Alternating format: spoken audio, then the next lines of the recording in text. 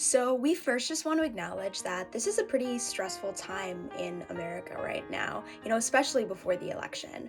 I was personally always trying to keep up with, current events and my organizing, and in the last few months, it felt kind of exhausting. As right now, the state of our nation has had an impact on me and it's made it challenging for me to do some of my work. This is because I'm a person that likes to plan ahead.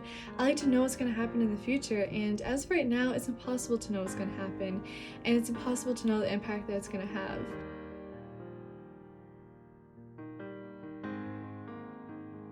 So one thing that I found that's really helped me is to put my phone away before I go to bed. This is because it allows me time to talk to my parents or my sisters on the news that I've heard and how I feel about it.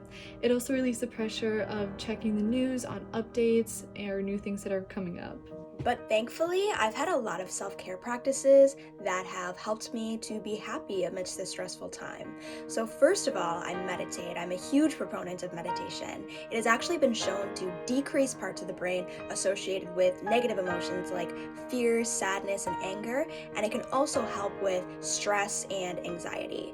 I highly recommend everybody tries it. If you're not sure where to start, you can just look up like how to meditate or meditation for beginners on YouTube, and you'll definitely find some things to help you out. And another thing that I do, this is really random, but cold showers have been shown to increase your mood and can decrease symptoms related to anxiety and depression. And I have found them like so helpful. I know a lot of people will talk about like feeling really happy and good after they exercise. I personally like never really feel that like runner's high even after a good workout, but getting out of like a cold shower that makes me feel like so energized and happy, and I get like an immediate like instant mood boost from that. So I definitely recommend people try that as well. I think the self-care practice that I've used the most is meditation and kind of praying, and they kind of intermingle sometimes. Um, but I think that taking a few minutes each day to just focus on myself has really helped. Um, just that few minutes really helps me recharge, and I think many people think the same. It really just focusing on yourself is the best self-care, I believe. Um, yeah.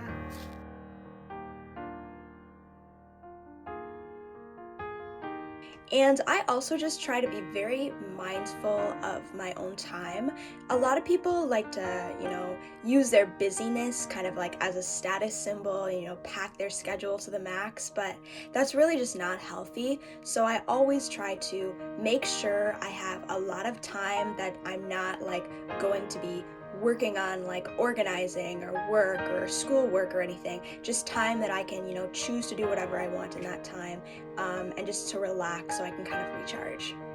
One thing that has happened to me is my thoughts on whether I should pause my work, especially because my work has a lot to do with mental health. When I feel like this, I know I just have to take a moment and I have to think about myself and how I feel.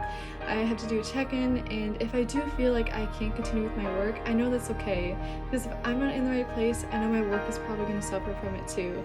And I also know that I can pick up my work when I feel better and I feel more relaxed and better with myself.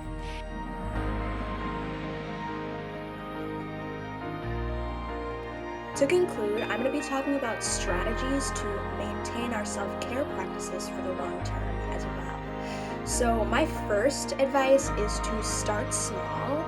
I found that in a lot of my own self care practices, if I start small, first of all, that makes it a lot easier to maintain for the long term because it doesn't feel like a big burden. And then also, even if I start with like a very, very small amount, I usually just start increasing it over time because if you're doing a small amount every day, like that'll become easier, and then over time, you'll probably just naturally increase the amount. My second piece of advice is to engage in self care practices that you really care about. I've heard a lot of experts talk about how it's really hard for a lot of people to start and especially maintain these self care practices. But one thing I've heard one of my favorite like experts talk about is that what really helps people to do that is focusing on the benefits of the self care practice. And if you have like chosen a self care practice where you really care about the benefits of, let's say, like more happiness and less stress, if you care about what that practice is going to do for your life, it'll make it so much easier to maintain that for the long term. And that's what I would say for other people that are trying to find self-care, is to just listen to yourself.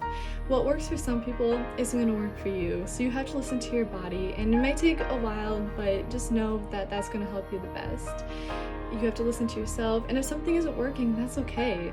And it's okay to take a pause on your work for yourself, because in the end, yourself matters. I think self-care can be really hard sometimes, especially finding time out of your day to just breathe a little bit and just center your mind. But I think the best time to do it is right when you wake up and right before you go to bed. Just taking a few minutes to just lay out your day in the morning and see what you want to achieve that day, either if it's helping yourself recharge and rest, or if it's being productive. Either way, it's completely understandable, and I think we need those days to rest and recharge. And then at night, just calming your mind down, thinking about what you achieved this day, and also just trying to be calm and learn from what you did today.